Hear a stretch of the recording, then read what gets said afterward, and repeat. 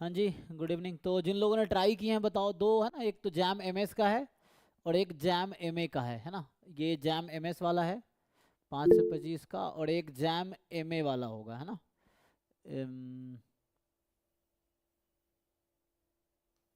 ये jam MA का है ना, ये वाला। तो ये आपका जैम एमए का है, क्योंकि जो मैथ्स पोर्शन स्टैटिस्टिक्स का है ना, उसमें आप जैम एमए के भी कर सकते हो। जैम एमएस में जैसे सीक्वेंस सीरीज है, तो आप क्वेश्चन प्रैक्टिस के लिए जैम मैथमेटिक्स के भी प्रीवियस ईयर क्वेश्चन कर सकते हो। लीनियर अलजेब्रा के लिए जैम मैथमेटिक्स, जैम स्टैटिस्टिक्स दोनों का कर सकते हो। मतलब मैथ्स पोर्शन के लिए स्पेशली इंटीग्रल कैलकुलस या डिफरेंशियल कैलकुलस, 4 टॉपिक है जैम स्टैटिस्टिक्स में, जो कि जैम मैथमेटिक्स में भी है ना। तो उसके क्वेश्चन आप ट्राई कर सकते हैं, और जो डाउट होगा वो हम डिस्कस कर सकते हैं।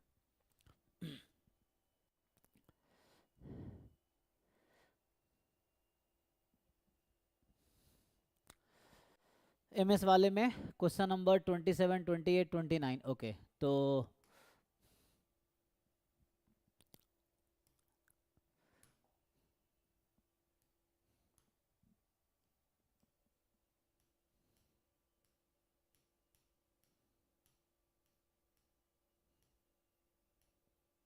ट्वेंटी सेवन 27 से स्टार्ट करना है ना।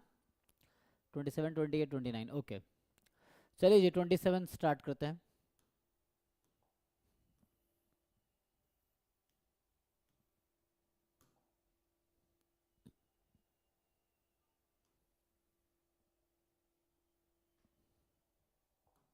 सर, हम्म।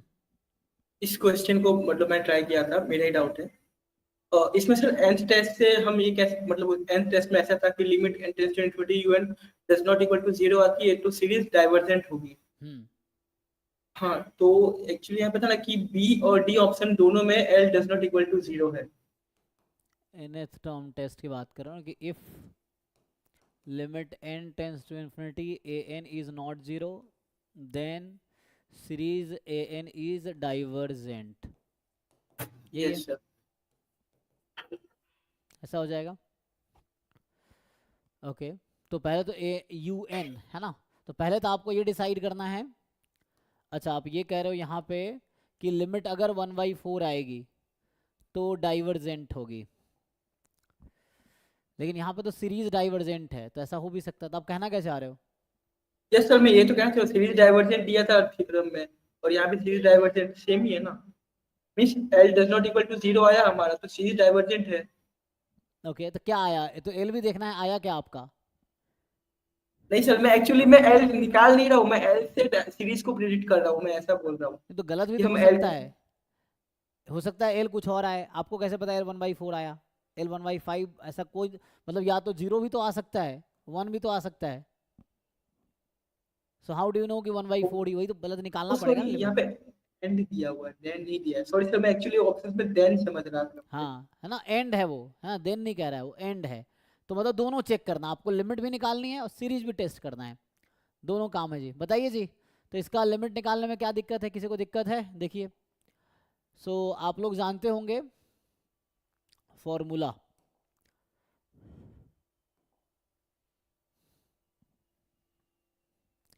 कई सारे ऑप्शन है, एक तो लॉग लगा के कर सकते हो लिमिट। तो पहला चैलेंज हमारा यहाँ लिमिट निकालना है ना, ये तो बाद में आएगा। सो फर्स्ट चैलेंज है ना। तो ये तो बस एक स्टेटमेंट है, और इसमें फिर ये भी होता है कि मान लीजिए अगर limit n tends to infinity a n 0 आ गया, देन कुछ नहीं कह सकते आप, है ना, श्योरिटी के साथ। देन सीरीज कन्वर्ज भी कर सकती है, मे और मे नॉट कन्वर्ज, ठीक है। कोई गारंटी नहीं है, कन्वर्ज कर भी सकती है नहीं भी कर सकती है ना। तो ये तो ऐसा है। तो पहले लिमिट निकालेंगे तभी समझ आएगा आगे क्या करना है जी। तो सर, इसमें मैंने n को ऑड और इवन लेके लिमिट निकाली थी। ठीक है, हाँ, और इवन करके दोनों, निकाल लीजिए, कोई दिक्कत नहीं।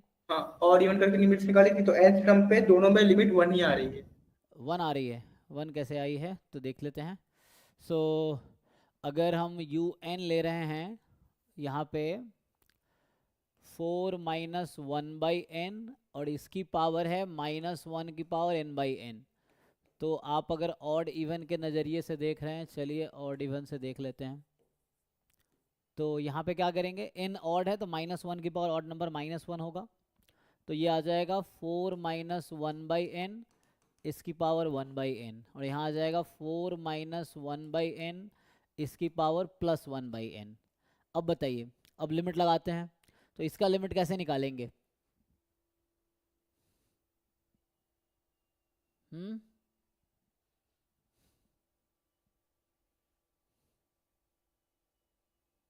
सर डायरेक्ट इन्फिनिटी नहीं रख सकते, हाँ रख दीजिए, इस कोई रेशियो में दिक्कत, तो देखो जीरो हो जाएगा और आप यहाँ पे डायरेक्ट जीरो हो इन्फिनिटी रख जाएगा सकते हैं वैसे। अगर लिमिट जो है मीन्स फाइनाइट आ प्रॉब्लम जाए। नहीं आएगा, रखने के हाँ, बाद प्रॉब्लम नहीं आएगी। इंडिटरमिनेट फॉर्म नहीं आनी चाहिए, है ना। हाँ यस। तो चलिए, वैसे भी सीधा सीधा भी रख सकते थे, आपने कहा इस तरह करना है तो ठीक है। तो नहीं लिमिट सर, मुझे n लगा टेंस था टू ऑडियो इन्फिनिटी में कुछ यू फर्क एन, आएगा। अब आप इन्फिनिटी रख दीजिए, तो 1/इन्फिनिटी 0 और ये 1/इन्फिनिटी 0, 4 की पावर 1 ही आ गया, यहाँ भी 1 आ गया, यहाँ भी 1 आ गया। बाकी लोग चेक करो जी, तो ये n ऑड है तब भी 1 है और इवन है तब भी 1 है, और आप डायरेक्ट रख देते तब भी कोई दिक्कत नहीं है, माइनस प्लस -1 होता, तो यहाँ सीधा limit n tends to infinity आप un लिखेंगे। तो अभी n को इन्फिनिटी रख के देखते हैं, 0 है ना, 4 - 0 4, 4 की पावर 0 तो 1 ही आ गया, तब भी 1 आ गया, तो ये फाइनली 1 है। तो अब ये है कि अब आपको सीरीज, अच्छा एक्चुअली इसी से एलिमिनेट नहीं हो गया ऑप्शन, एक बार चेक करो बाकी लोग ये सही है क्या, या इसमें कुछ मिस्टेक है, ध्यान से देखो।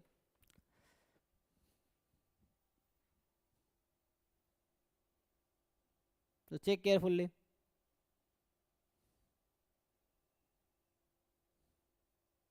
तो सर राइट, एक्चुअली एक ही ऑप्शन बचा जिसमें L1 आ रहा है।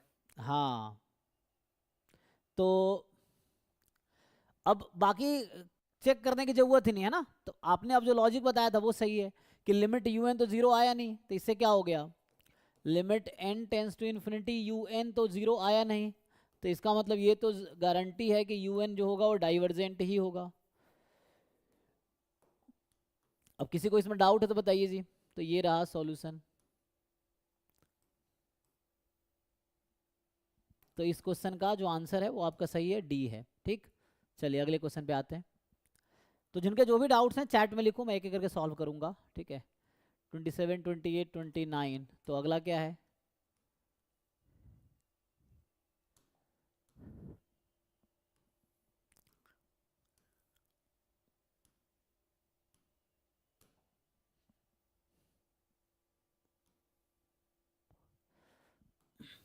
अब देखिए यहाँ पे A N be a sequence defined as follows, A1 आपका 1 है और an+1 इस तरीके से है, ओके। तो कुछ टर्म निकाल के आप बिहेवियर चेक कर सकते हैं कि क्या हो रहा है, और पूछ भी यस रहा है सर, टर्म्स इंक्रीजिंग। निकाला था तो डिक्रीजिंग सीक्वेंस आ रही है। तो आपको दिक्कत क्या है इस क्वेश्चन में फिर? हाँ सर, इसमें दिक्कत है कि वो जो लास्ट में limit n tends to an दिया है ना, उसकी वैल्यू कैसे निकालूं? हमारे पास मतलब क्वेश्चन में n नहीं है ना, an है डायरेक्ट। कोई दिक्कत नहीं, मान लो an की लिमिट l है, तो limit n tends to infinity an+1 की लिमिट भी l होगी, है ना। पहले टर्म्स निकालो, टर्म्स निकाला तो आपने क्या बिहेवियर पता चला, टर्म्स अगर देखोगे, अगर यहाँ से हम आपसे पूछे an+1 माइनस an निकालो तो कितना आता है, 7an + 11/21 माइनस an, ऐसा है। चेक करते हैं क्या हो रहा है। तो इसको आप सिंप्लीफाई करेंगे तो 7an + 11 माइनस 21an, यही है, एंड अपॉन में 21 है। इसको थोड़ा और सिंप्लीफाई कर लीजिए तो कितना आ जाएगा, 11 माइनस 21 में 7 घटा दीजिए, -14। 14, 14an/21। अब क्या इसके बारे में आप कुछ कह सकते हैं कि ये पॉजिटिव होगा, इंक्रीजिंग होगा, मतलब वैसा पॉजिटिव होगा, नेगेटिव होगा, ऐसा कुछ कंक्लूजन हो सकता है? A1 1 है, A2 फाइंड कर लेंगे वहां से। हाँ वो भी तरीका है ना। तो ऐसे भी ये तो एक तरीका ये था कि आप जैसे A1 आपका 1 है तो आप A2 निकाल लेंगे, A2 कितना आएगा, 18/21, यस सर, 18 इसको कैंसिल कर लो तो 6/7, ओके। A3 क्या आएगा, 17/21। 17/21। A4 यस सर, वो तो 16.66/21 6, छोटे होते जा रहे ऊपर वाले, डिक्रीजिंग अच्छा, सीक्वेंस है ना। तो आपको ये समझ आ रहा है कि ये डिक्रीज हो रहा है, ऐसे दिख रहा है ना। और ऐसे भी अगर आप देखते हो वैसे मान लो ये F, ये तो एक लॉजिक था, तो एक और तरीका ये है कि जैसे, है ना, ये तो लॉजिक अगर दोनों L होता है, अब मैं ये कह रहा हूँ अगर मैं इसको एफ एन ले लेता है ना, या एफ एक्स ऐसा मान लो कि एफ एक्स बराबर 7x प्लस 11/21, तो एफ डैश एक्स क्या आएगा, अच्छा 7/21 है ना। तो वैसे तो कॉन्टिन्यूस में ये एफ डैश एक्स पॉजिटिव हो गया, लेकिन वैसे टर्म्स का बिहेवियर क्या है, घटता जा रहा ना। ओके, तो ये तो मैं ऐसे समझ रहा था। तो इससे दिक्कत ये है कि हमें एक्चुअली ये एन के टर्म में नहीं पता ना, ये तो एन के टर्म में अगर पता हो तो हो जाएगा। तो अभी के लिए ठीक है, तो यहाँ से सिंपली पता चल रहा है ना आपको 118। तो इस तरह से ये क्या हो रहा है, एक्चुअली डिक्रीज हो रहा है। Yes sir, decreasing. हाँ, तो यहाँ से आप देखेंगे तो कहने का मतलब ये है कि क्या ये लेस देन 0 होगा for all n belongs to natural number, क्या ऐसा हम बोल सकते हैं, चेक करो। अच्छा ठीक है, तो ये डिक्रीजिंग अगर है तो इंक्रीजिंग तो नहीं है पक्का, है ना, क्योंकि इंक्रीजिंग कब होता, जब a2 a1 से ग्रेटर देन इक्वल होता है, ऐसा तो हुआ नहीं है ना, क्योंकि इसको अगर लिखे तो ये 21/21 है, जो a1 है आपका वो क्या है 21/21 है। सो तो डिक्रीज होता जाता है, इंक्रीजिंग तो नहीं होगा। देखो ऐसे ऑप्शन एलिमिनेट कर लेते हैं, तो इंक्रीजिंग तो नहीं है, तो जो इंक्रीजिंग वाले ऑप्शन है वो तो ऐसे ही आउट हो गए। अब बचा ये दोनों। अब मान लेते हैं कि इसकी लिमिट एल है, जैसे मैं यहाँ कह रहा था कि मान लीजिए ए एन की लिमिट एल है और ए एन प्लस 1 की लिमिट भी एल होगी, तो ये इक्वेशन यहाँ से बन के आएगा, इस वाले से बना रहा हूँ, ठीक है। L is equal to 7l plus 11/21, cross multiply कर लो, 21l is equal to this, ये कितना आ जाएगा 14l इज इक्वल टू 11, तो l इज इक्वल टू 14/11, तो ये आंसर आ गया। तो l इज the limit, so we got the limit as limit a n is equal to 14/11। Check कर लो कैलकुलेशन सही किया मैंने, ये 11 सर ओ उल्टा काला लिख दिया, सारा सॉरी विजिबल नहीं है। 11/14 11/14 होगा। हाँ मैंने गलती कर दी है, कोई बात नहीं, ठीक है, तो यहाँ पे उल्टा लिख दिया 11/14 ना। सही है, आप कैलकुलेशन देख लो, तो यहाँ से आ जाएगा आपका 11/14। ठीक है, वो मिस्टेक ध्यान रखना। तो यहाँ से क्या आंसर आएगा हमारा, ये आ गया। चेक करो भाई, बाकी टर्म्स हो सकते हैं ना ये 11/14। सर एक्चुअली ये कैलकुलेशन कैसे किया आपने, मतलब आपने लिमिट को टर्म से इक्वल कैसे किया, वो नहीं समझा। नहीं ये तो बेसिक कॉन्सेप्ट, बस यहाँ से एक्चुअली पहले आपको ये इंश्योर करना होगा ये कन्वर्जेंट सीक्वेंस है। जैसे मान लीजिए मैं ये हाँ सर, एक कन्वर्जन सीक्वेंस तो आएगी। सो ए एन कन्वर्ज कर रही है एल पे, तो देन ए एन प्लस 1 कहाँ कन्वर्ज, भी एल पे कन्वर्ज करेगी। L कब, पे कर रही है। जब एन टेंस टू इन्फिनिटी है। अब जब एन इन्फिनिटी पे जा रही तो एन प्लस 1 कहाँ जाएगी भाई, इन्फिनिटी पे जाएगी तो सर। कहाँ कहाँ दिक्कत है फिर, ये इन्फिनिटी पे जाएगी, इन्फिनिटी पे जा रही तो इन्फिनिटी में एक ऐड नहीं नहीं, मीन्स आपने वो L equal to 7l plus 1/21 वो लिख दिया ना, वो अरे नहीं दोनों समझा। तरफ लिमिट लगाए ना मेरे भाई, अप्लाई लिमिट बोथ साइड, वही तो कह रहा हूँ। एन एन प्लस 1 की लिमिट एल है और एन की लिमिट भी एल है, तो दोनों तरफ लिमिट लगा दिए। लिमिट से इक्वल, समझा sir.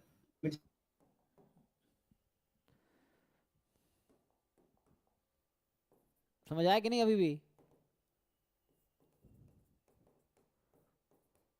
Applying limit both side.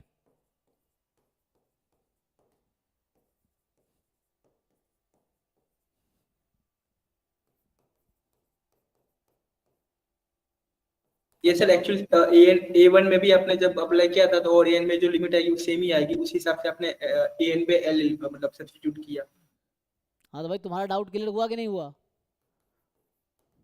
हो गया सर। सर इसमें कन्वर्जेंस कैसे एस्टैब्लिश करेंगे?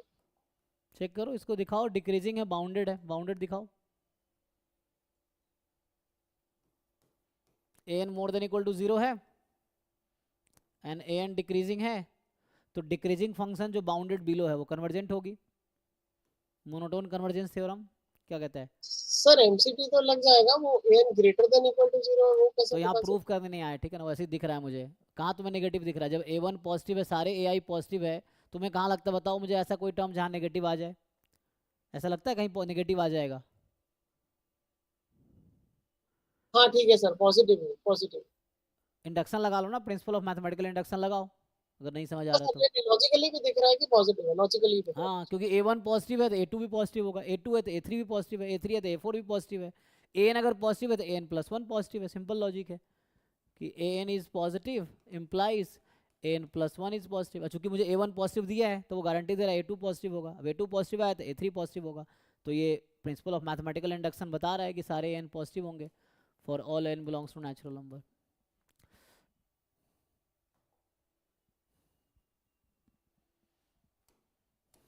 अब एग्जाम में प्रूव करना बैठ गया फिर तो हो गया, 3 घंटे में एक क्वेश्चन ही होगा। सो और हमें एग्जाम ऑब्जेक्टिव ही देना है ना, हम बच्चों को बीएससी का नहीं पढ़ा रहे, एमएससी का नहीं पढ़ा रहे, हम जैम गेट नेट का पढ़ा रहे जो ऑब्जेक्टिव एग्जाम आता है। बाकी कॉलेज में बताया होगा कैसे प्रूव करना है। Anyway, so for c is a real number let the sequence un is defined by, तो आपको un दे रखा है 1 प्लस सी बाई एन इसकी power n square and 3 minus 1 by n इसकी पावर n। तो आपसे पूछ रहा है कि the value of c for which this series converges are. तो c कहाँ से कहाँ तक होगा ताकि ये कन्वर्जेंट हो जाए, बताइए जी।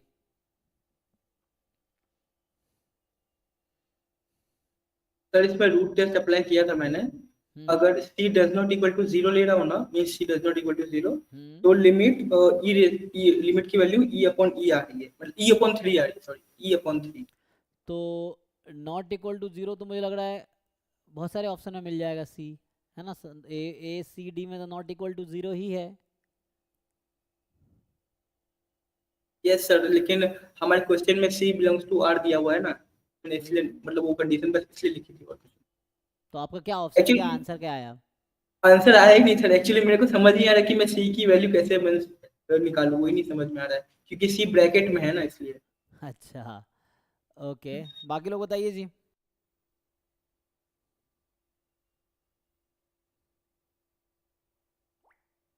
तो रूट टेस्ट ही लगेगा।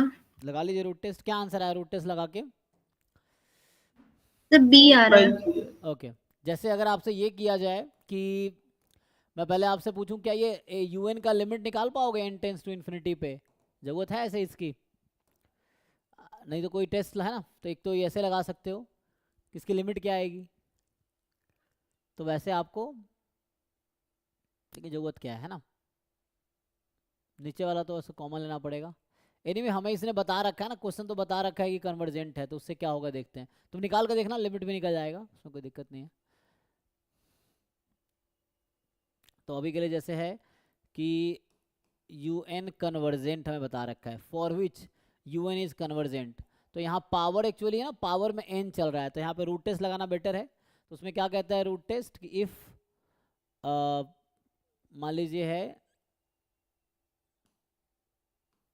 मॉड an की पावर 1 बाई एन, ये जस्ट पॉजिटिव टर्म का सीक्वेंस है ये तो ये सिर्फ an की पावर दिस इज क्या लिखते हो मोर देन 1, तो क्या होता है लेस देन 1 पे क्या होता है रूट टेस्ट? लेस देन 1 पे कन्वर्जेंट।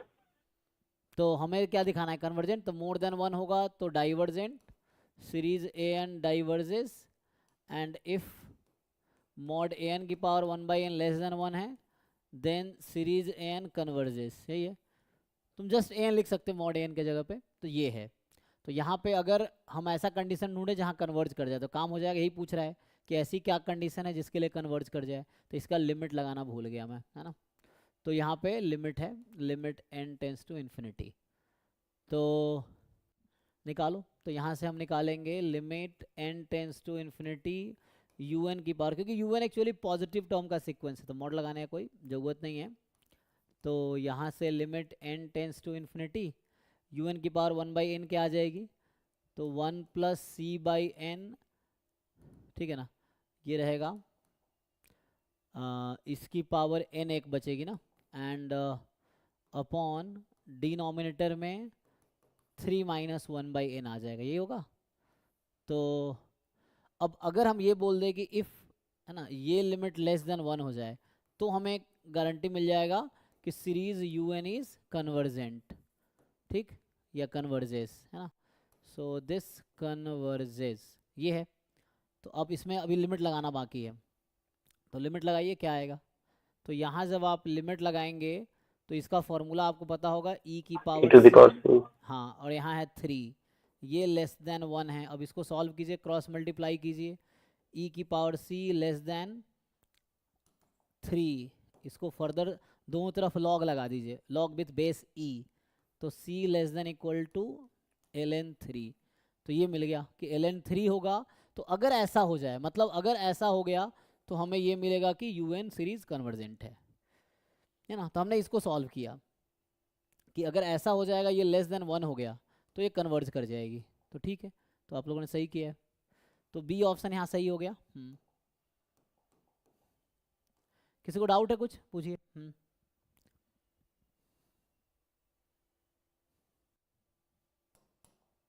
तो नेक्स्ट आते हैं, तो आपका तीनों हो गया जी, 27, 28, 29। नेक्स्ट जो है 59, फिर उस पर आते हैं।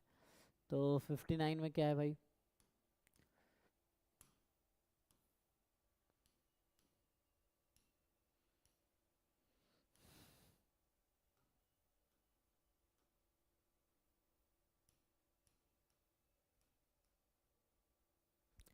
चलिए जी, इसको देखिए, ये थोड़े एक मिनट,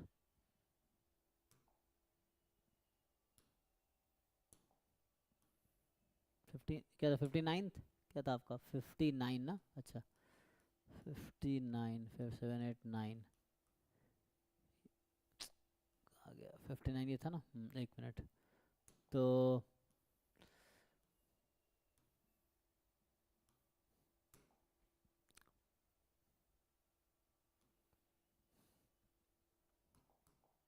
यहाँ वो कह रहा है कि a and b a sequence of non-zero real numbers, then which of the following is true। तो हमें बता रखा है a n सीक्वेंस है नॉन जीरो रियल नंबर का, तो कह रहा है इनमें से क्या सही होगा। तो अगर a n plus 1 upon a n convergent sequence हुआ, तो मतलब ये कहना चाह रहा है कि limit n tends to infinity a n plus 1 upon a n ये कन्वर्जेंट है, मतलब लिमिट l है जो कि फाइनाइट है। तो क्या हम ऐसा बोल सकते हैं कि ये भी कन्वर्जेंट होगा? सोचिए जी। तो अगर नहीं कहेंगे तो ऐसा काउंटर एग्जाम्पल ढूंढिए, can you find a counter example? Sir इसका ऑप्शन सी में डाउट था थोड़ा। सी में ही डाउट है, सीधा सीधा, चलो सी में ही आते हैं सीधा सीधा। Sir n plus one upon n convergent है नहीं, अच्छा, डाइवर्जेंट, तो फर्स्ट ऑप्शन गलत हो गया। n प्लस 1 अपॉन n, तो इसकी लिमिट कितनी आ गई आपकी? 1 आ गई है ना। ठीक है, तो ये इजी एग्जाम्पल है, तो सही बताया आपने, है ना। तो इससे आ जाएगा, मतलब ऐसे अगर गलत दिखाना हो, जिनको आइडिया नहीं है, तो गलत दिखाने के लिए काउंटर एग्जाम्पल इनफ है। अब जैसे सी ऑप्शन में इनको डाउट है, सी ऑप्शन देख लेते हैं। तो ठीक है, तो ये तो फॉल्स हो गया, और ये बाउंडेड है तो जरूरी नहीं है कन्वर्जेंट है। आप इसका एग्जांपल बताइए, बहुत आसान सा, कई सारे एग्जांपल है ना। अरे कॉची वाला माइनस लिखा है सर फॉर्मूला, हाँ, कॉची फॉर्मूला लिखा है सर ये। नहीं नहीं, ये पहले इसका बताओ, ये गलत है ना, बाउंडेड जरूरी नहीं कन्वर्जेंट होगा। अब आते हैं इस वाले में, ठीक है। तो इसमें होता क्या है, अगर आप रिकर्सिवली लिखते चले जाओ तो क्या होगा, इसको रिकर्सिवली अगर हम लिखते चले जाए तो क्या ऐसा लिख सकते हैं इसको? देखिए ध्यान से, ये जो हमें गिवन है a n plus two minus a n plus one less than equal to 3/4 mod a n plus one minus a n। तो आप इसके पैटर्न को समझिए और रिकर्सिवली इसको लिखिए। जैसे मैं नेक्स्ट लिख के दिखाऊं आपको, सो ये 3/4 का स्क्वायर हो जाएगा mod a n minus a n minus one, ऐसा हो जाएगा। और यही पैटर्न मैं अगर फॉलो करता चला गया, तो मैं आपसे ये पूछना चाहता हूँ कि 3/4 की पावर क्या होगी, ताकि यहाँ पे रहे a1 माइनस n, कहाँ से स्टार्ट किया है, a1 से है, तो यहाँ a2 माइनस a1 हो जाएगा। तो पावर मुझे क्या लिखना पड़ेगा, ये आप पैटर्न समझिए और उसको रिकर्सिवली आंसर बताइए। बता पाएंगे कि 3/4 की पावर क्या आएगी अगर ऐसा हो यस सर, गया? यस सर, एक मिनट।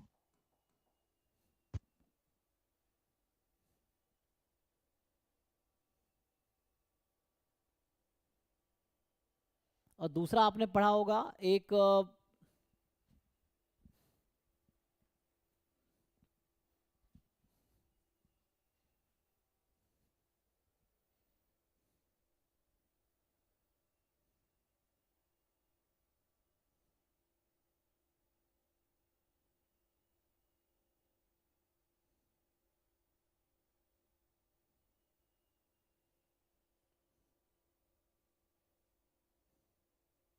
मैं दो तरीके से बताऊंगा, कई सारे तरीके हैं।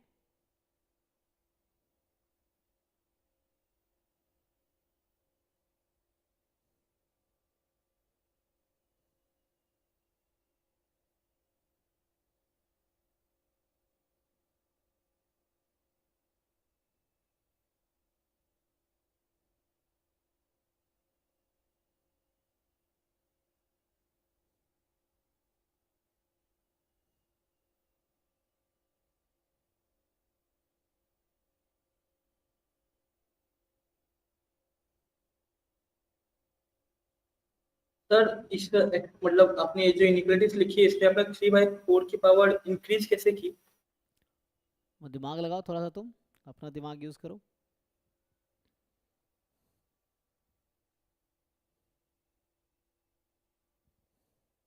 सर 3/4 पे सफिक्स an+1 है, तो a2 पे सर n-2 कर दीजिए। an+1 पे सफिक्स 1 है, 3/4 की पावर 1 है। हाँ a2 पे सर ये n-1 कर दीजिए। a2 माइनस है 3/4 की power n-1, an a2 plus minus 1 a1। पे पावर 1 है, फिर यहाँ an पे पावर 2 है। अगर मैं अगला लिखता an-1 तो पावर 3 होती, तो इन दोनों का पावर का यस सम सर, हमेशा n+2 रहेगा। अगर आप ये देखोगे, इसके यस सर। पावर का सम हमेशा n+2 रहेगा। तो यहाँ तो 2 है, तो यहाँ क्या आएगा? 3/4 की पावर n, 2 हो गया। 3/4 की पावर ओके, n। अब मैं आपसे पूछूं, इसमें सीरीज लगा लो। So if you apply series over an+2 minus an+1 n from 1 to infinity, this is less than equal to series. अब ये तो नंबर हो गया, तो इसको आप बाहर कर सकते हैं। So you can keep it outside, क्योंकि a1 a2 कोई फिक्स नंबर होगा, तो you can keep it yes sir. Outside. And series 3/4 की पावर n। अब ये सीरीज कन्वर्जेंट है या डाइवर्जेंट है? कन्वर्जेंट है सर, और ठीक है, वो तो लिखा है ये अगर कन्वर्जेंट ep है तो ये भी कन्वर्जेंट लेस होगा। Then simple 0। एक थ्योरम होता है कि अगर ये ऐसा हो जाए then xn is an is a Cauchy sequence. ये एक थ्योरम है, ठीक है। अगर ये डाइवर्जेंट होता कुछ नहीं, अगर ऐसा हो जा रहा देन एक तो ये है, एक दूसरा अप्रोच इसका है, तो ये कन्वर्जेंट मतलब थ्योरम है कि अगर आपके पास this series is convergent then an is Cauchy sequence और कन्वर्जेंट सीक्वेंस, क्योंकि रियल सीक्वेंस में Cauchy and convergence are equivalent to each other. Convergent is Cauchy, Cauchy is convergent in real sequences. तो ये आप ये भी बोल सकते हैं an इज कन्वर्जेंट सीक्वेंस। तो कन्वर्जेंट कॉची एक ही होता है रियल सीक्वेंस में। बाकी दूसरा एक आरजी बार्टल एंड सेवर्ट वाली बुक देखेंगे, इंट्रोडक्शन टू एनालिसिस, में एक नया टर्म यूज किया हुआ है उन्होंने। क्या नाम है इसका? ये स्पेशल टाइप का सीरीज है, इसको बोलते हैं किसी को याद है? an+2 माइनस an+1, ये है less than equal to some c time an+1 minus an, where c is between 0 and 1. Then this type of sequence is called what? Then an is called what type of sequence? Recursive sequence और Cauchy recursive. नहीं नहीं, इसका एक नाम है, नाम मैं देख लेता हूँ, ये बार्टल एंड सेवर्ट वाली बुक में है, देख लेता हूँ एक बार, मैं भूल गया हूँ। हाँ सर, देखे थे, भूल गए sir. कॉन्ट्रैक्टिव sequence. Yes, yes, contractive sequence, right. So this is a कॉन्ट्रैक्टिव contractive sequence, sequence. Yes sir. So this is contractive sequence. And further आप देखोगे तो उसमें थ्योरम है कि contractive sequence is a convergent sequence, contractive sequence is a Cauchy sequence actually. तो ये जो आपके पास है, ये डेफिनेशन लिख रहा हूँ मैं, है ना। तो ये बार्टल एंड सेवर्ट वाली जो बुक है, introduction to the analysis by Bartle and Sherbert, तो उसमें ये कॉन्सेप्ट है कि if some sequence follow this condition then it is called contractive sequence, and contractive sequence is Cauchy sequence, जहाँ पे c 0 से 1 के बीच होना चाहिए, है ना। So this is Cauchy sequence। तो उसी कॉन्सेप्ट में इन्होंने ऑप्शन बनाए हैं, ठीक है। तो ये दूसरा अप्रोच इससे आ जाएगा। तो आपको अगर कॉन्ट्रैक्टिव सीक्वेंस का डेफिनेशन और रिजल्ट पता है तो directly it implies option C is true, ठीक है जी। दूसरा अप्रोच ये है, दूसरा एक थ्योरम जो मैं यूज किया हूँ कि if this series converges then an is a Cauchy sequence.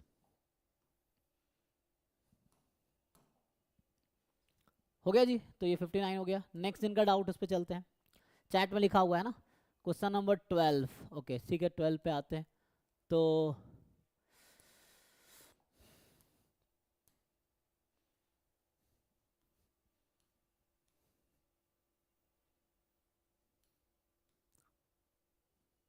ये जो आपके पास 12 नंबर क्वेश्चन है, ये प्रूव दैट है ना, प्रूफ पे जाने की जो आप थोड़ा समझ लो, प्रूफ करने की ज़रूरत नहीं है ना, ये तब सब्जेक्टिव आते थे, अब आपके सब्जेक्टिव नहीं आएंगे। जैम में 2015 से पहले 2014 तक है ना, अराउंड देखोगे तो मोर लेस 14 क्वेश्चन सब्जेक्टिव और 15 क्वेश्चन ऑब्जेक्टिव आते थे 2014 तक। थोड़ा पैटर्न चेंज भी हुआ है बीच में, बट मोर और लेस ये पैटर्न था। तो तब सब्जेक्टिव भी आते थे, तो अभी तो नहीं आएंगे, बट यू कैन सी कि ऐसा क्यों हो रहा है, दस ये आप समझ सकते हो कि ऐसा हो क्यों रहा है ना। बट प्रूफ करने की नीड नहीं आप अगर क्योंकि एग्जाम में आपको कोई भी थ्योरम भी आएगा, स्टिल प्रूफ करना इतना आसान नहीं होगा, टाइम टेकिंग होगा, तो बहुत सारे क्वेश्चन छूट सकते हैं आप प्रूफ के चक्कर में पड़ोगे तो। बट देखो क्या है, ये कह रहा है f-1 से 1 to r एक कॉन्टिन्यूस फंक्शन है, तो प्रूव करो f1/n माइनस f1/n+1 एक कन्वर्जेंट सीरीज होगा। सो आपने टेलीस्कोपिक सीरीज पढ़ा है, सो this is a kind of telescopic series. आप इसको ओपन कीजिए, है ना, देखिए। सो क्या कर सकते लेकिन हैं, सर फंक्शन कौन सा लेंगे सर? नहीं function you can take any continuous function, but ये प्रूफ करना है फॉर एनी कॉन्टिन्यूस फंक्शन, ऐसा फंक्शन लेने की जरूरत नहीं है। यू टेक एनी फंक्शन, ये कन्वर्जेंट दिखाना है आपको, तो आपको इन जनरल दिखाना है। तो देखो मैं प्रूफ लिख देता हूँ। सो ए पार्ट का अगर प्रूफ लिखेंगे तो इसमें f is any continuous function, any continuous function, और अनकाउंटेबली मेनी कॉन्टिन्यूस फंक्शन है। तो कोई एग्जांपल लेके तो प्रूफ कर नहीं सकते, डिसप्रूव करने के लिए हम एग्जांपल लेते हैं, प्रूफ करने के लिए हमको जनरल प्रूफ करना पड़ता है ना, इस तरह से है। सो क्या आएगा यहाँ पे, तो अभी के लिए आप अगर लिखोगे तो मैं आपको कह रहा हूँ कि ये जो सीरीज मुझे गिवन है n from 1 to infinity f of 1/n, जिन लोगों को आइडिया है टेलीस्कोपिक सीरीज, टेलीस्कोपिक सीरीज में क्या होती है कि सीरीज में दो टर्म है and every term is connected to next term, है ना, जैसे यहाँ लास्ट पे कटते जाते हैं नेक्स्ट। हाँ कैंसिल होते चले जाते हैं। तो मैं ऐसा अभी लिख देता हूँ जस्ट आपकी समझ के लिए। So small n 1 to capital N, मतलब इस इन्फिनिटी की जगह मैंने कैपिटल N कर दिया और यहाँ पे कैपिटल N को इन्फिनिटी पे टेंड करा दिया। तो अभी है f of 1/n minus f of 1/n+1, ठीक है। अब आप इसको ओपन कीजिए, एक बार n को 1 रखिए, एक बार 2 रखिए, एक बार 3 रखिए, क्या आता है देखते हैं। सो ओपन कीजिए जी, तो एक बार n को 1 रखते हैं। सो f of 1/1 minus f of 1/2, ये पहला टर्म है, प्लस n को 2 रखिए तो f of 1/2 minus f of 1/3 and it will keep running.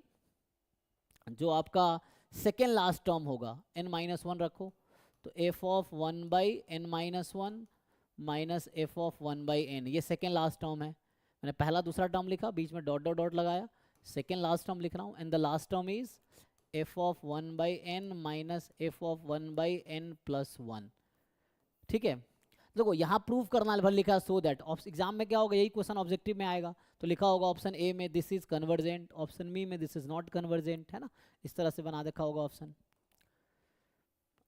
अब क्या है, अब आप देखो इसको ठीक से सिंप्लीफाई करो, तो ठीक से सिंप्लीफाई करोगे तो होगा क्या, ये इससे कैंसिल, ये अपने अगले वाले से कैंसिल हो जाएगा, ये प्रोसेस चलता रहेगा, ये अपने पिछले वाले से कैंसिल, ये इससे कैंसिल, तो फाइनली बचा क्या, f of 1 minus f of 1/n+1, यहाँ तक ठीक है। तो ये जो सीरीज था हमने देखा कि ये किसके इक्वल है अभी। अच्छा यहाँ लिमिट मैं अभी मिस किया हूँ, तो लिमिट मुझे लिख के चलना पड़ेगा, मतलब यहाँ पे ये लगा हुआ है limit capital N tends to infinity, ये आपका लगा हुआ है limit capital N tends to infinity, ठीक। अब आप लिमिट लगा दीजिए, तो यू नो अगर कॉन्टिन्यूस फंक्शन है तो you can shift limit inside the function, मतलब ये एक थ्योरम होता है कि if f is continuous function then f of limit n tends to sir infinity जिस पॉइंट पे सर, जैसे हाँ हाँ सर पॉइंट होता है, पॉइंट सी पे अगर है तो कोई दिक्कत उस नहीं, पॉइंट पे कॉन्टिन्यूस होना चाहिए कि हाँ उस पूरा point फंक्शन कॉन्टिन्यूस होना चाहिए? लिमिट पे स्पेशली कॉन्टिन्यूस होना चाहिए, x उस पॉइंट पे होना काफी है। अगर x टेंड्स टू c है तो c पे कॉन्टिन्यूस है, then you can take inside, है ना, अदरवाइज फंक्शन पूरे डोमेन पे कॉन्टिन्यूस है तो और अच्छा है, ये चीज़ है। तो यहाँ कॉन्टिन्यूस कहने का मतलब पूरे डोमेन पे है, -1 से 1 के बीच के हर नंबर पे कॉन्टिन्यूस है, ये कहना चाह रहा है। तो अभी आप देखो ये वाला रिजल्ट अगर हम अप्लाई करें, इफ़ यू अप्लाई दिस, ठीक है जी, तो ये होगा हमारे पास, ऐसा है। तो बताओ यहाँ पे क्या आ जाएगा, फाइनल क्या आएगा आपके पास, ये f1 आ गया और ये माइनस इसमें लिमिट लगाओगे n टेंस टू इन्फिनिटी तो 1 by infinity 0, so f1 minus f0। अब ये तो कोई फाइनाइट नंबर होगा क्योंकि फंक्शन डिफाइंड है -1 to 1 में, सो this is a finite number. तो इससे ये प्रूव हो गया कि दिस सीरीज इज कन्वर्जेंट। हमने दिखाया कि ये सीरीज जो होगी ये इसके इक्वल है और जो कि फाइनाइट होगी, that's why it is convergent. तो पहले पार्ट का ये प्रूफ हो गया।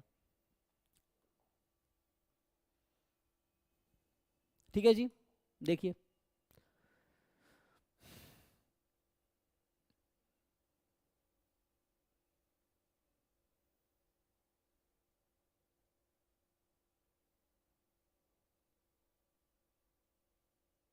ओके तो ये सर पार्शियल सम की लिमिट निकली है ना सर?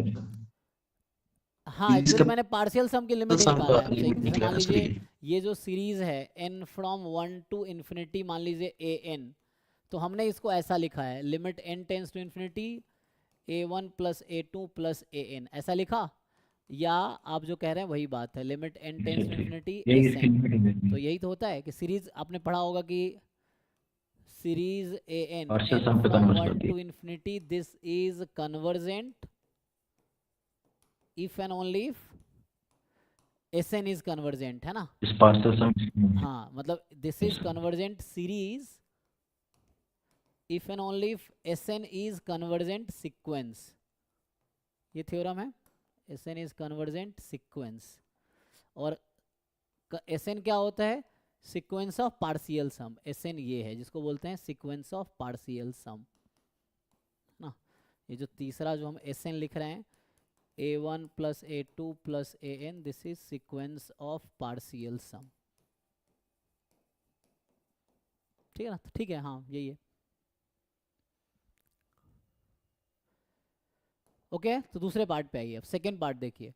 अब अगला पार्ट कह रहा है कि further if f is differentiable on 0 1 and f dash x का जो मॉड्यूलस है वो लेस देन 1 है, तो आप प्रूव करो कि ये जो सीरीज है mod f of 1 by n minus this, ये भी कन्वर्जेंट होगी।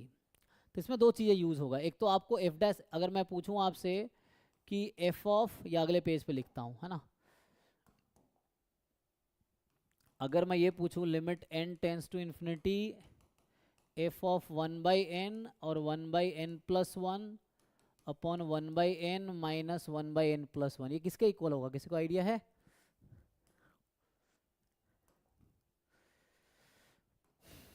Anyone? Sir F dash by 1 by n divide हो।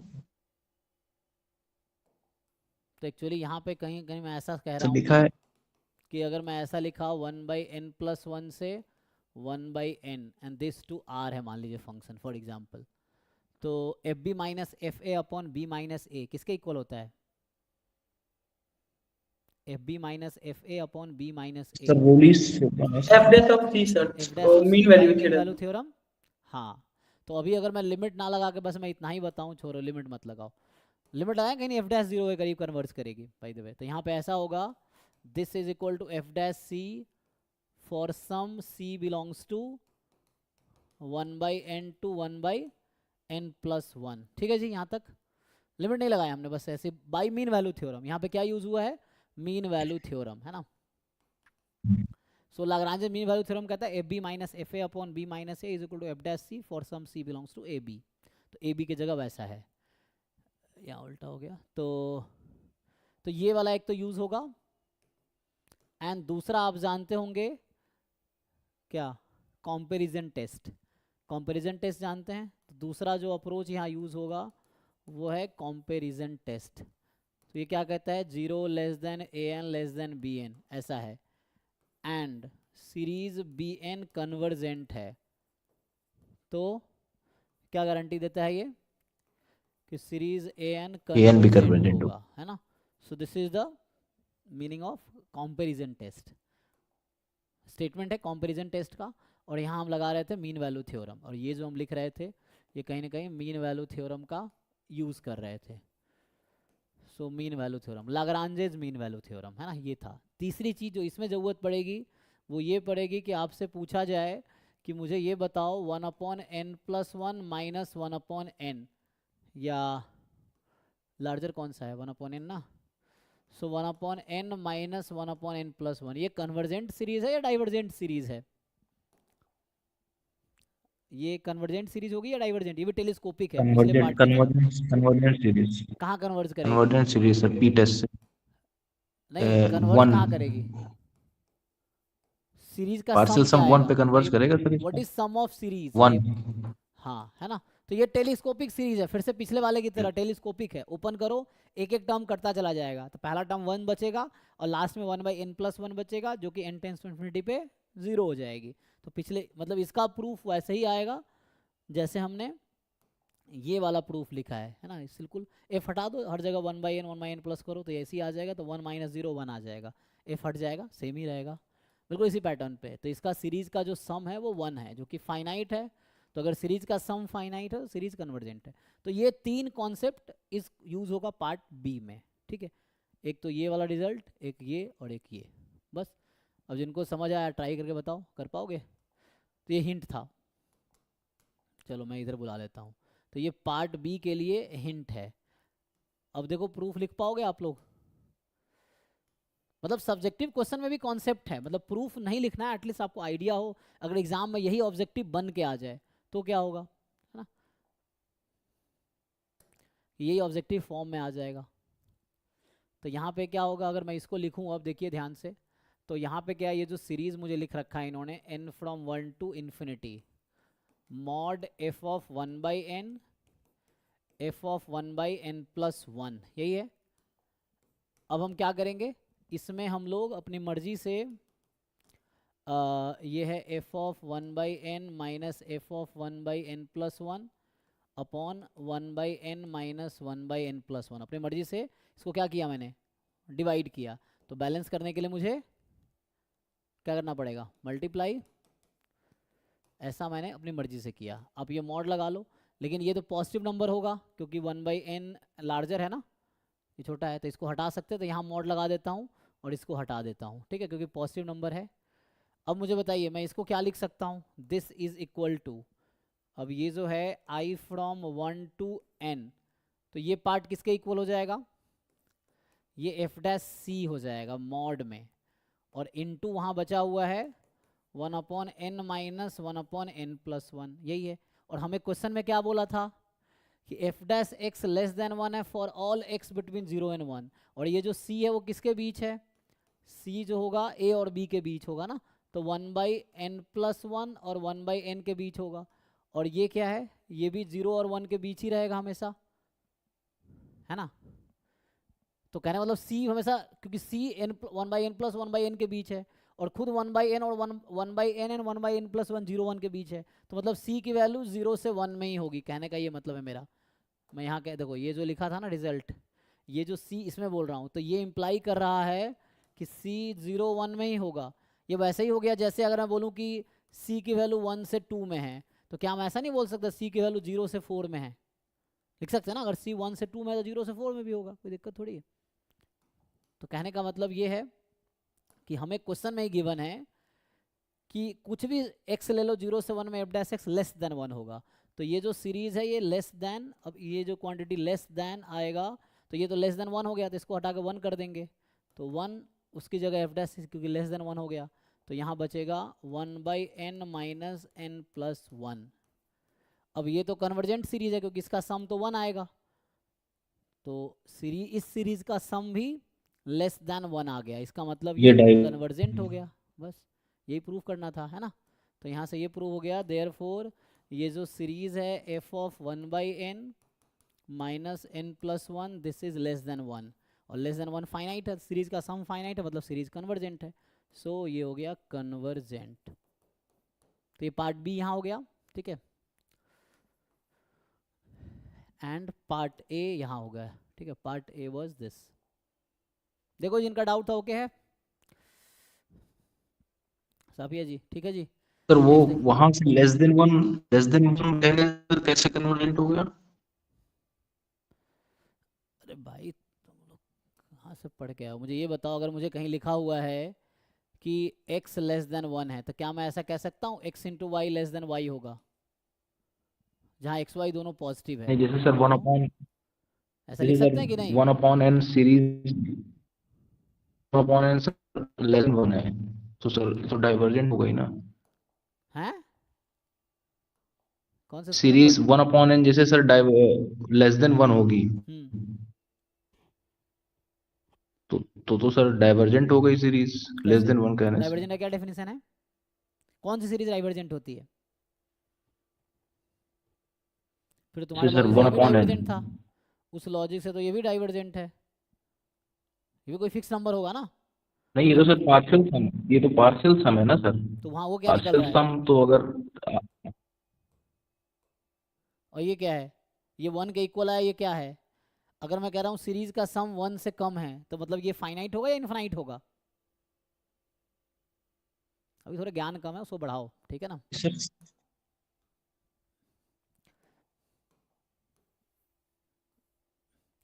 1 लेस देन इन्फिनिटी है तो ये सीरीज का सम फाइनाइट है, सीरीज का सम फाइनाइट है, सीरीज कन्वर्जेंट है।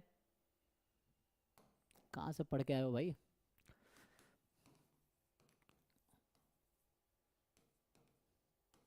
अगर इसका सम फाइनाइट है, मान लो एन पॉजिटिव टर्म की सीक्वेंस है, तो एन कन्वर्जेंट सीरीज है।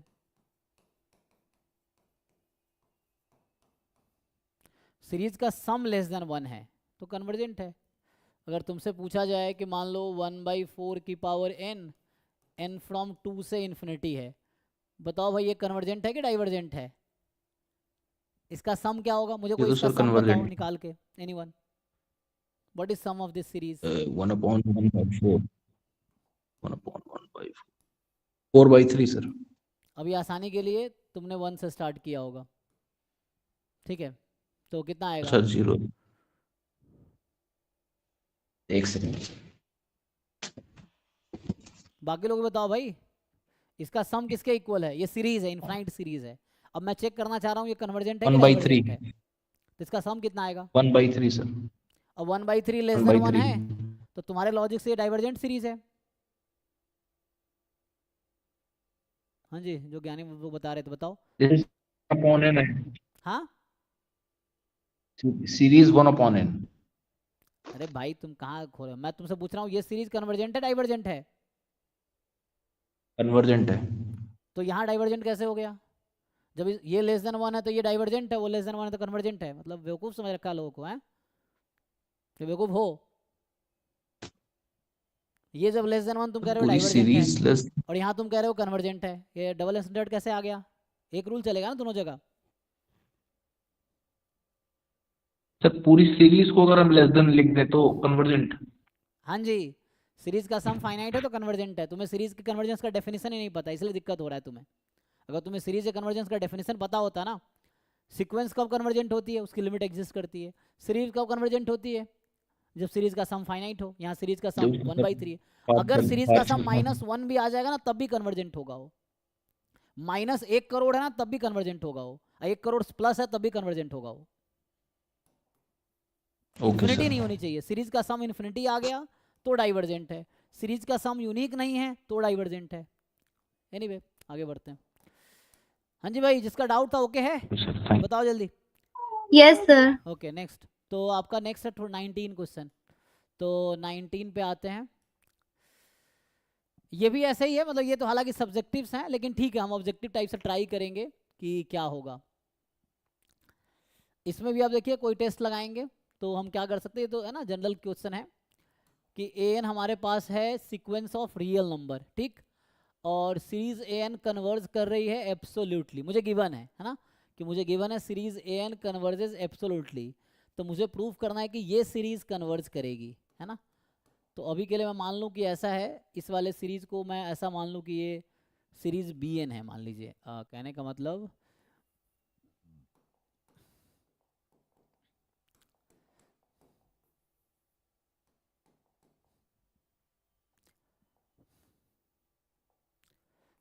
इसको मान लेते हैं ना 1 + an की पावर 4 है, ठीक, लॉग के साथ, है ना, ये लॉग के साथ है, लॉग, और ये आपके पास इसका सीरीज है n फ्रॉम 1 to इन्फिनिटी। तो इसको मैं कह रहा हूँ अभी हम मान लेते हैं कि ये हमारा सीरीज bn है, ठीक है, ओके। और हमें मतलब bn सीक्वेंस यहाँ पे जो हो जाएगा, है ना, ये बी एन सीरीज है और बी एन सिक्वेंस हो जाएगा log 1 प्लस ए एन की पावर 4, यही है। सो बी एन जो आपके पास सीक्वेंस है वो ये है। अब आपको गिवन है क्वेश्चन में कि ए एन की सीरीज कन्वर्ज कर रही है ना, तो हमें ये गिवन है कि सीरीज ए एन कन्वर्जेंट है, ठीक है, ये हमें गिवन है। तो हमें ये प्रूव करना है कि ये सीरीज कन्वर्ज थे। यहाँ तो चूंकि सब्जेक्टिव जब आता था तब सब्जेक्टिव में है, लेकिन अब तो ऑब्जेक्टिव आएगा, तब तो ये ऑप्शन होगा एक कि दिस इज कन्वर्जेंट या दिस कन्वर्जेस, दूसरा ऑप्शन होगा दिस डाइवर्जेस, है ना, अलग अलग कोई ऑप्शन बना देगा। तो अभी प्रूव करना हमें पता है कन्वर्ज कर रही है, अब प्रूव कर देना है, लेकिन ऑप्शंस रहेंगे तो आपको खुद डिसाइड करना है कि वेदर इट विल कन्वर्ज और इट विल डाइवर्ज, ठीक है। सो देखते हैं, तो यहाँ सर पे हम लगेगा, इसमें हाँ limit n tends to infinity an तो 0 आ जाएगा, राइट तो राइट, bn पे लगाने से भी 0 आ जाएगा, तो इस तरीके से bn नहीं कन्वर्ट। नहीं वैसा नहीं कह सकते। ये थ्योरम है कि जैसे यहाँ बता रहा था ना बच्चा, एक शुरू में हमने आज यहीं से स्टार्ट किया था, तो ये जो हम लिख रहे थे, ओ एक मिनट, ये तो मैंने सेव नहीं किया पिछले क्लास का लेक्चर, एक मिनट इसको सेपरेट करना पड़ेगा, है ना, कोई नहीं, चलो इसको करेंगे बाद में, तो है ना, ये सब सेव करना था, कोई नहीं, ठीक है, तो अभी इसको कंटिन्यू करते हैं। तो अभी हमने यहाँ से स्टार्ट किया था ना, ये वाला जो था, कहाँ गया, ये आते हैं, इसकी बात कर रहे थे ना, देखिए आप यहाँ अभी मैंने लिखा था, आप जो कह रहे हैं अब आप देखिए यहाँ पे आप जो कह रहे हैं वो गलत हो जाएगा। ये क्या कह रहा है, ए एन की लिमिट 0 है तो सीरीज में और मे नॉट कन्वर्ज, ठीक है। अगर ए एन सिक्वेंस की लिमिट 0 हो गई तो सीरीज ए एन में और मे नॉट कन्वर्ज। अगर ए एन की लिमिट 0 नहीं है तो गारंटी है कि वो डाइवर्ज करेगी, और अगर लिमिट 0 है तो कुछ भी हो सकता है। तो मतलब यहाँ थ्योरम क्या है, थ्योरम एक्चुअली ये होता है कि जैसे आपने कहा कि series A n is convergent, तो सीरीज ए एन कन्वर्जेंट है तो sequence a n, sequence series अलग अलग है ना, तो ये सीरीज ए एन कन्वर्जेंट है तो सीक्वेंस ए एन कन्वर्जेंट होगी और उसकी लिमिट 0 आएगी। लेकिन इसका कन्वर्स ट्रू नहीं है, ये वन वे थ्योरम है, इसका कन्वर्स ट्रू नहीं है। मतलब यहाँ लिखा हुआ है कन्वर्स कि अगर लिमिट 0 हो गया, this does not guarantee this, convergent series है तो लिमिट 0 होगी, लिमिट 0 है तो सीरीज कन्वर्जेंट भी हो सकती है, डाइवर्जेंट भी हो सकती है ना, कोई गारंटी नहीं है। जैसे एग्जांपल के लिए सीरीज 1/n ले लीजिए, तो सीरीज 1/n में 1/n की लिमिट तो 0 है लेकिन सीरीज डाइवर्जेंट है। सीरीज 1/n² ले लीजिए, तो वहाँ पे 1/n² की लिमिट तो 0 है लेकिन सीरीज 1/n² कन्वर्जेंट है। तो लिमिट 0 होने पे कन्वर्ज भी कर सकती है, डाइवर्ज भी कर सकती है, लेकिन अगर गिवन है कन्वर्जेंट है तो लिमिट 0 होगी। तो इस क्वेश्चन में क्या हो रहा है कि ये सही है, जो आपने कहा कि लिमिट कन्वर्जेंट है तो लिमिट ए एन, ये सही है।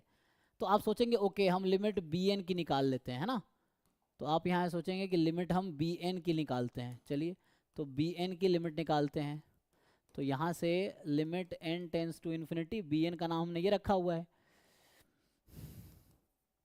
सो log 1 प्लस एन की पावर 4। अब एन की लिमिट तो 0 है तो एन को 0 रख देंगे, तो 1 प्लस 0 log 1 की वैल्यू जो कि 0 आ गई।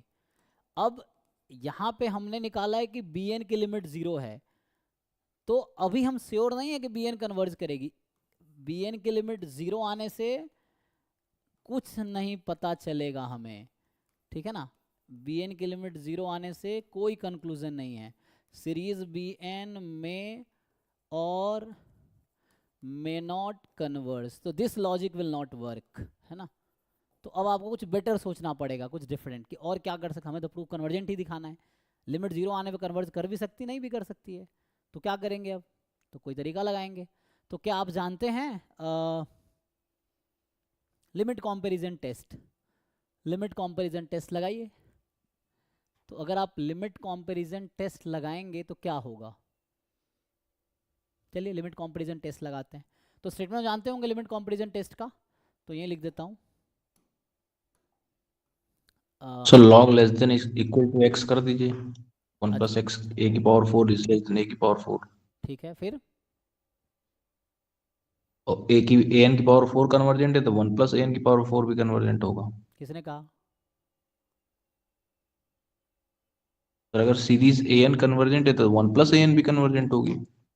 चलो सीरीज 1/n कन्वर्जेंट है, 1/n² कन्वर्जेंट है, तो तुम ये कहना चाह रहे हो कि 1/n² की सीरीज भी कन्वर्जेंट। इसका आंसर आता है π²/6 और इसका आंसर आता है इन्फिनिटी। कैसे कन्वर्जेंट हो जाएगी? क्या पावर 4 लगाना है इसका, तब भी इन्फिनिटी रहेगा? कुछ भी तुक्का मारे जा रहे हो हैं, कुछ भी बिना लॉजिक के। बताओ ये कन्वर्जेंट है तुम्हारे लॉजिक? ये भी कन्वर्जेंट होता है क्या तुम्हारे हिसाब से? इन्फिनिटी आ जाता भी कन्वर्जेंट है? No sir. फिर सोच समझ के बोलो।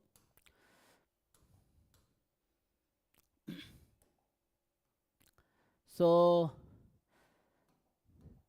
अब मैं आप लोगों से पूछूं कि ये लिमिट क्या आएगी? What is the limit n tends to infinity bn/an? क्या आप लोग ये ट्राई, अच्छा मैं लिख रहा था लिमिट कंपैरिजन टेस्ट का स्टेटमेंट, तो है ना, मैं लिख रहा था लिमिट कंपैरिजन टेस्ट का स्टेटमेंट। तो इसमें जो है लिमिट कंपैरिजन टेस्ट जो होगा कि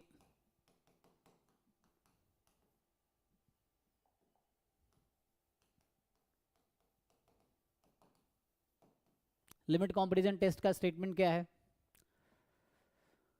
तो ये कहता है कि मान लो आपको an को टेस्ट करना है ना, या मैं ऐसे लिख देता हूँ कि let an and bn are two sequence of positive real number. ठीक है, ठीक है। तो an bn sequence of 2 positive real number है such that limit n tends to infinity an/bn is positive. मान लो इसका आंसर पॉजिटिव आता है, देन तो जो इसका पहला स्टेटमेंट है कि इफ सीरीज bn है ना, या सिंपल मैं ऐसा लिखता हूँ, देन ये है कि series an converges if and only if series bn converges. ठीक है, चेक करना सही लिख रहा है। And series an diverges if and only if series bn diverges, है ना। इसी को वो लिखा होगा मैंने, series an and bn converges और डाइवर्जेस टुगेदर। वही चीज़ है ये कि जैसा an का बिहेवियर है वही bn का बिहेवियर होगा, जैसा an का वही bn। अगर ये कन्वर्ज कर रही है an तो bn भी कन्वर्ज करेगी, अगर an डाइवर्ज कर रही है तो bn भी डाइवर्ज करेगी, अब है ना, इस तरीके से। तो ये हमें यूज़ करना है अभी, तो ये हम स्टेटमेंट अभी यूज़ करते हैं। तो अब आप लोगों का टास्क क्या है? तो आप लोगों का टास्क है ये निकालना। अच्छा, यहाँ मैंने an/bn यूज़ किया, कोई बात नहीं, bn/an यूज़ करो, an/bn कोई दिक्कत नहीं है ना। आप bn/an यूज़ करोगे तब भी कोई दिक्कत नहीं है, an/bn से भी कोई दिक्कत नहीं है। ठीक है, मैं कह रहा हूँ कि अगर यहाँ पे हम ये लिखे कि limit n tends to infinity bn/an is positive, तब भी यही इम्प्लाई करेगा। ठीक है ना, still it will imply the same thing, और ये इम्प्लाई कर रहा है सेम थिंग। तो ये लिमिट कंपैरिजन टेस्ट, तो इसको लगाइए। तो अभी के लिए मैं पूछता हूँ आपसे, bn/an की लिमिट निकाल पाएंगे कोई? देखो मुझे ये पता है कि an की लिमिट 0 है, तो मैं an के जगह कुछ नया नाम दे दूँ, x रख दूँ। अभी मैं मान लेता हूँ कि x है, an की लिमिट 0 है, या x टेंस टू 0 कह देते ना, कुछ नाम रख दो, एनीवे बताओ। तो मतलब यहाँ निकालना है limit n tends to infinity log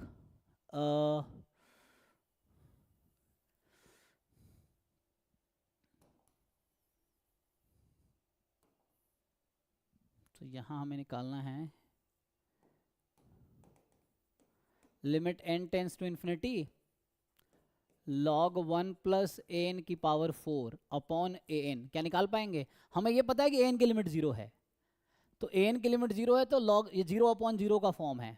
मतलब आप ये समझ सकते हैं, इसको मैं ये हटा के मैं ये भी लिख सकता हूँ, क्योंकि मुझे बता रखा है क्वेश्चन में कि n टेंस टू इन्फिनिटी है तो an की लिमिट 0 है, तो यहाँ मैं an टेंस टू 0 कर देता हूँ। अभी आप ये समझ लो, यहाँ n टेंस टू इन्फिनिटी था, वही बात है, तो हम इसको हम, क्योंकि bn an का ही फंक्शन है, अब सिर्फ an का काम है यहाँ पे, तो n टेंस टू इन्फिनिटी पे an की लिमिट 0 थी, मुझे क्वेश्चन में पता है कि जब n टेंस टू इन्फिनिटी है तो an टेंस टू 0 है, ये मुझे क्वेश्चन में बता रखा है।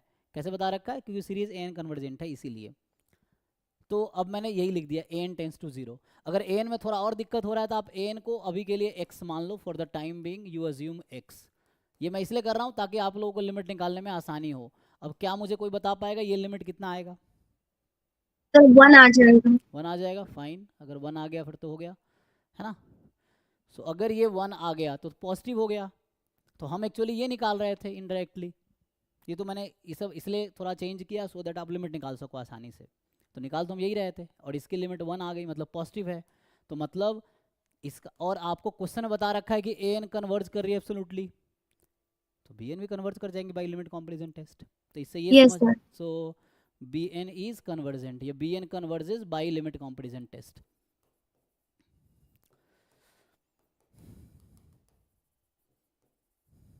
तो ये आ गया।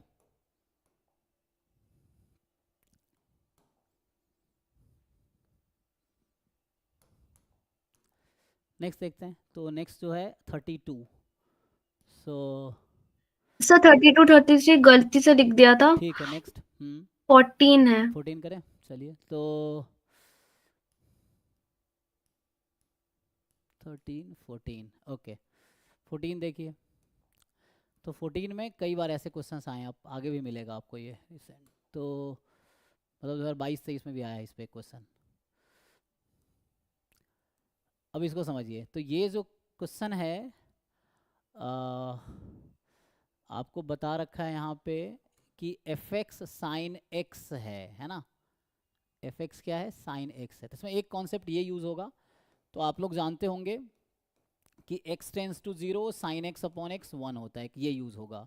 तो इसी को दूसरे तरीके से लिखे तो limit n tends to infinity sine 1/n upon 1/n, ये 1 होगा। इसी को और थोड़ा मॉडिफाई करोगे तो limit n tends to infinity n sine 1/n 1 होगा। ठीक, तो ये इस क्वेश्चन में यूज़ होगा, ये वाला फॉर्मूला जो आप जानते हैं। ठीक, एक तो ये यूज़ होगा। इन जनरल अगर मैं लिखूं, इन जनरल क्या होगा। सर इसको सॉल्व किया है मैंने। अच्छा, हो गया है। हाँ सर मैंने सॉल्व किया है। एक्चुअली एफ ऑफ 0 तो डायरेक्ट हमको 0 मिल जाएगा, ठीक हाँ, है। क्योंकि और एफ एक्स तो साइन एक्स है एग्जैक्टली, तो एफ एक्स साइन एक्स है, तो एफ जीरो तो आपका 0 हो गया। तो इस टर्म को आप Yes, sir. इग्नोर कर सकते हो, ये टर्म 0 हो गया तो इसको आप इग्नोर कर दो, अब बाकी पे काम करो, ये है। हाँ सर, वो जो n है ना उसको मैंने इस टर्म के अपॉन में 1/n लिख लिया। ठीक है, एक minute, sine k upon n है और अपॉन 1/n है, या मैं ये कहूँ कि मुझे इस क्वेश्चन में इसकी ज़रूरत पड़ने वाली है। देखो आपने भी यही किया है क्या, चेक करते हैं। तो हमें ज़रूरत पड़ने वाली है, ओह, तो हमें यहाँ ज़रूरत पड़ेगी n टाइम साइन k/n की, इसमें ये ज़रूरत पड़ने वाली है ना। तो मैं पूछता हूँ ये किसके इक्वल आएगा, limit n tends to infinity, तो इसको मैं लिख सकता हूँ k/n अपॉन 1/n। अब k तो है नहीं, तो k मैं क्या करूँगा, मल्टीप्लाई डिवाइड कर देता हूँ। अब इसकी लिमिट 1 हो जाएगी, तो फाइनल आंसर k आ जाएगा इसका। तो जो मैं कहना चाह रहा था, ये किसके इक्वल आएगा, k के इक्वल आएगा। और कैसे आएगा, तो मैंने यहाँ प्रूफ किया है। ठीक, तो ये आपको यूज़ होगा। अब आसान हो गया। अब देखिए n को डिनोमिनेटर में शिफ्ट कर दीजिए और इससे काम हो जाएगा आपका, करके देखिए। तो देखो आगे मैं लिख देता हूँ। सो ये जो क्वेश्चन है, जैसे इन्होंने बताया f0 0 हो गया, तो कैपिटल L की वैल्यू है limit n tends to infinity. मैं इस n को डिनोमिनेटर में ले आता हूँ, तो f of 1/n by 1/n plus f of 2/n by 1/n plus f of k/n by 1/n। ये 1/n डिनोमिनेटर में ये वाला n है, ठीक है, जो बाहर था। अब आप चेक कीजिए, तो मुझे बताइए पहले टर्म की वैल्यू क्या आएगी अकॉर्डिंग टू दिस। इसको ठीक से लिखें, तो अब तो ऐसे ही पता फर्स्ट चल टर्म गया। 1 हो जाएगा सर, फर्स्ट टर्म 1, फिर सेकंड टर्म 2, फिर थर्ड टर्म 3, मतलब k तक जाएगी। और हाँ, यही है ना, यहाँ पे नेचुरल जो मैं नंबर्स लिखा का हूँ यही तो सम। है, यही वाला है ना। ये यस जो लिख रहा था, ये k क्या है, यही तो है, limit n tends to infinity sine k/n upon 1/n। ये किसके इक्वल होगा, k के इक्वल होगा। ये सिंपली आपको दिख रहा होगा यहाँ से, क्योंकि यहाँ k से मल्टीप्लाई डिवाइड करेंगे तो k के इक्वल आ जाएगा। ठीक है, तो ऐसा है। तो कहने का मतलब ये आ गया कि पहले टर्म की वैल्यू 1 आ गई, दूसरे की 2, ठीक है, अप टू k तक जाएगी, और 1 से k तक का सम कितना होता है, k इंटू k प्लस 1/2। तो ये आंसर है, चेक करो जी। तो C आंसर है। कहीं डाउट है तो पूछो, किसी को डाउट है तो। बिकॉज ऑफ दिस फॉर्मूला, यहाँ जैसे k कर देंगे ना तो यहाँ k हो जाएगा, यहाँ अगर k कर दिया तो यहाँ k हो गया।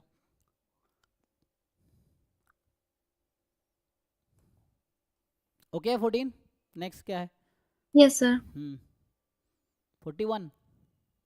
तो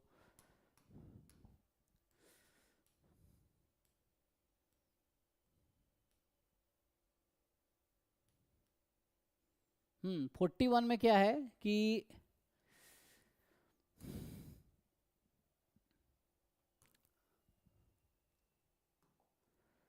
इसमें अलग अलग थोड़े देखते हैं। देखो तो होता क्या है, पहले तो इसका निकाल लो।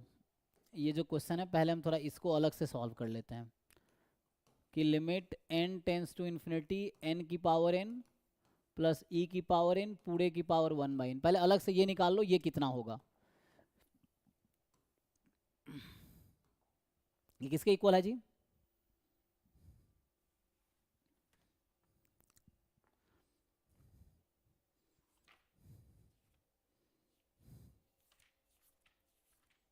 निकाल पाओगे? इनमें से n तो इन्फिनिटी पे जा रहा है, तो हमें क्या कॉमन लेना चाहिए? पहले उसको अलग से फाइंड कर लो ना, बेटर रहेगा। हाँ, फिर हम देखेंगे क्या होता है। आई थिंक ये टाइपिंग एरर तो नहीं है ना? आई थिंक ये टाइपिंग एरर एक्चुअली ना, यहाँ पे हमने टाइपिंग मतलब हमारे टीम वालों ने एरर किया हुआ है। ये पाई है एक्चुअली, है ना, यहाँ गलती हमारे टीम वालों ने कर रखा है। ये पाई है, जो आपको n दिख रहा है ना, वो पाई है एक्चुअली क्वेश्चन में, तो यहाँ टाइपिंग में एरर हुआ है। ठीक है, तो अब कीजिए, ये क्वेश्चन में थोड़ा मिस्टेक है। ठीक है, तो एक्चुअल क्वेश्चन अगर जैम 2019 का पेपर देखेंगे तो उसमें मैं अगर आपको ओरिजिनल पेपर दिखा दूँ तो जैसे अगर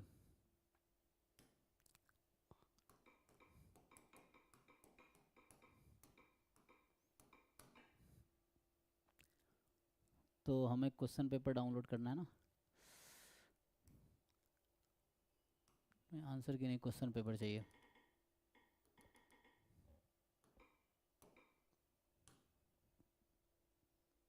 तो देखो मैं कहीं भी मिल जाएगा, है ना, तो 19 का पेपर चाहिए ना।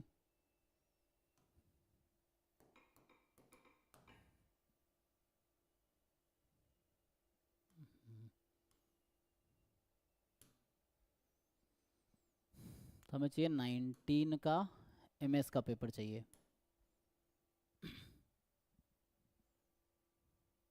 और वो क्वेश्चन क्या था? ये क्वेश्चन लिमिट वाला था ना, इसमें है लिमिट इक्वल्स। तो देखो इसमें ढूंढो कहाँ है, ये कौन सा टाइप का क्वेश्चन है? MCQ है ना। तो MCQ है, मेरे को चेक कर लेते हैं। हाँ हाँ, एक थियरम मतलब आपने लिखवाया था, अच्छा limit n tends to infinity हाँ a रेज हाँ, to n plus b raise to n bracket में ये पावर वाला ना जी पावर जी, 1/n हाँ वही लगेगा, वही b लगेगा जो होती बता है। रखा है ना। हाँ, जो थ्योरम लिखाए थे वही लगेगा यहाँ पे, यही क्वेश्चन है। तो देखो यही कह रहा था ना मैं कि ओरिजिनल पेपर में क्या है, ये हमारी टीम वालों ने टाइपिंग में गलत किया है, यहाँ पे पाई है। ठीक है, तो एक हमने थ्योरम लिखा था क्लास में, ये था limit n tends to infinity a की पावर n प्लस b की पावर n की पावर 1/n। तो ये a होगा, b होगा। a कब होगा और b कब होगा? क्या लिखाया था क्लास में? सर इसमें तो डायरेक्ट b लिखा हुआ है। लेकिन वहाँ आगे लिखा होगा b मोर देन a, तुम देखो आगे कंडीशन भी होगा। हाँ यस सर, मतलब 0 less than a less than b। हाँ ये कह रहा हूँ, तो ये है, और a होगा अगर a मोर देन b होगा, तो ऐसे लिखाया होगा। ठीक है, ये थ्योरम है, मतलब इसको प्रूफ भी इजीली किया जा सकता है, कॉमन निकाल लोगे तो हो जाएगा। तो ये b के इक्वल तब होगा जब b a से ज़्यादा है, और ये a तब होगा जब a b से ज़्यादा है। तो देखो पाई और e में कौन ज़्यादा है? ये पाई है और ये e है, किसकी वैल्यू ज़्यादा होती है? बताओ, इसका वैल्यू पाई आएगा कि e आएगा? पाई आना चाहिए सर। पाई। हाँ, पाई तो 3.14 पाई। और ई 2.718 है, तो पाई आएगा। तो इसका आंसर तो पाई आ गया। तो ये मैं इसलिए कर रहा हूँ ताकि ये गायब हो जाए, इसका काम खत्म हो जाए। तो क्योंकि आप ये भी जानते हैं ना, limit of f x into g x, limit of f x into limit of g x if they exist, तो इसे प्रोडक्ट कर देते हैं, तो इसका लिमिट अलग कर देते हैं। तो अभी के लिए जो क्वेश्चन है आपका, ये क्या हो जाएगा? तो ये आ जाएगा limit n tends to infinity, और यहाँ 1 प्लस 1/2 अप टू 1/n, और इस वाले की लिमिट हमने निकाल के अलग कर दिया, वो पाई है, तो इसको पाई लिख देते हैं। और बचा log n, ये है। अब आप समझिए, यहाँ पे एक रिजल्ट फिर से यूज़ होगा। तो आप किसी भी सीक्वेंस सीरीज टॉपिक में देखेंगे एक डेल्टा, आई थिंक क्या उसका नाम है,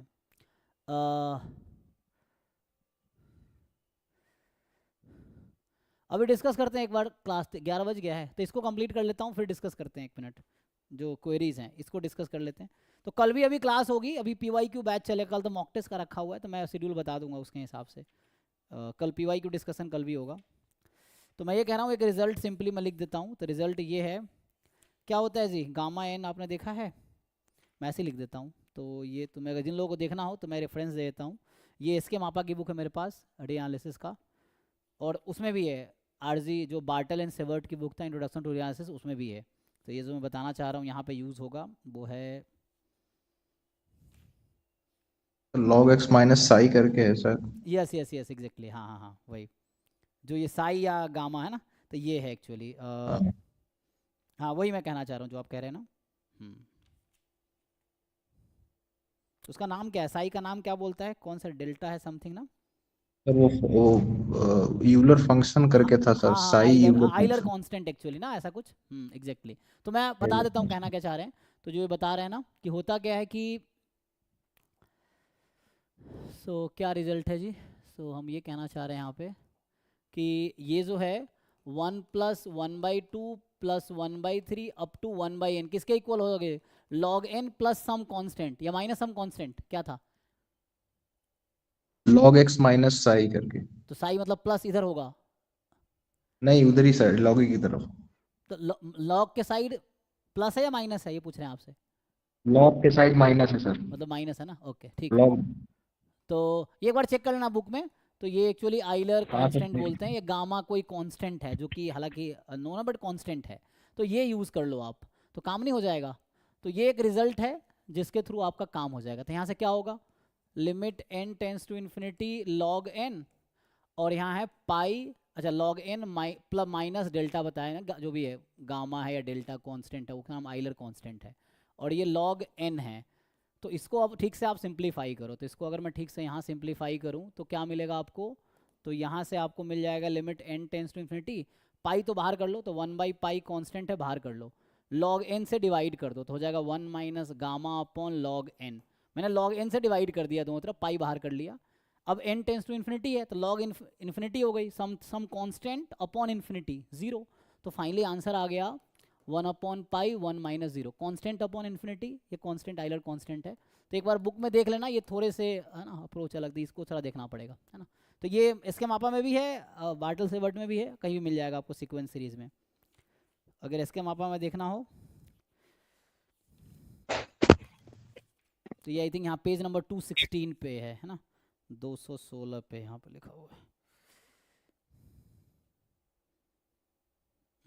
ये जो 216 पे 215 के बॉटम में इन्होंने लिख रखा है प्लस गामा है जी, आपने गलत बताया, चेक करो, तो ये प्लस ही है, कंफ्यूज थे सर, प्लस थे का माइनस। कोई बात नहीं ठीक है, इस तरह से ना ये इन्होंने जो लिख रखा है इसके मापा में मैं देख रहा हूँ। तो ये बता रहे हैं कि ऐसा है, इनका जो फॉर्मूला है कि limit n tends to infinity, ये जो बता रहे हैं कि 1 + 1/2 + 1/3 up to 1/n minus log n, this is a constant gamma, ठीक है, ये है एक्चुअली। तो इसको उस तरफ लाएंगे तो वही बात है, तो n टेंस टू इन्फिनिटी पे कहाँ कन्वर्ज करेगी, तो वैसे शिफ्ट कर सकते हैं log n प्लस गामा। तो मैं अगर n हटा दूँ तो मैं ये कह रहा हूँ कि 1 + 1/2 + 1/3 up to 1/n, this ln n plus gamma for large n, है ना। तो ये लिमिट नहीं लगा रहा हूँ, बस ये बताऊँ फॉर लार्ज n, तो ये है, तो ये हो गया। तो इसको हटा के आप ये रख देंगे, और आपके क्वेश्चन में अपॉन log n था, है ना, तो आपके क्वेश्चन में ये ln n plus some constant gamma upon ln n था, तो ये हटा देंगे तो 1 + गामा अपॉन ln n, और जब n टेंस टू इन्फिनिटी लगाएंगे तो 1 + 0, तो 1 आ गया as n tends to infinity. और आपके पास 1/पाई भी था, तो इसके अकॉर्डिंग 1/पाई आ जाएगा, नीचे पाई था ना, तो यहाँ पे पाई आ जाएगा, तो आंसर 1/पाई है, ठीक है। तो इसके अकॉर्डिंग यहाँ पे आंसर आपका 1/पाई, तो इस क्वेश्चन का आंसर है 1/पाई, ठीक है। तो जो रह गया वो कल कंटिन्यू होगा, अभी क्लासेस चलती रहेंगी, सिलेबस खत्म हो गया सारे बैच का, लेकिन अभी क्लासेस चलती रहेंगी, PYQ मॉक टेस्ट ये सब डिस्कस होगा, DPPs ये सब डिस्कशन चलता रहेगा, है ना। तो मेनली उन बच्चों को, स्पेशली जो बच्चे थोड़े सिंसियर है, जो क्वेश्चन कर रहे हैं, तो आप बताओगे, जैसे लोगों ने आज कहा कि sir unit wise mock test discuss कर लीजिए, तो वो मैं डिस्कस करूँगा कल, मैं बता रहा हूँ 1 मिनट फिर से, है ना।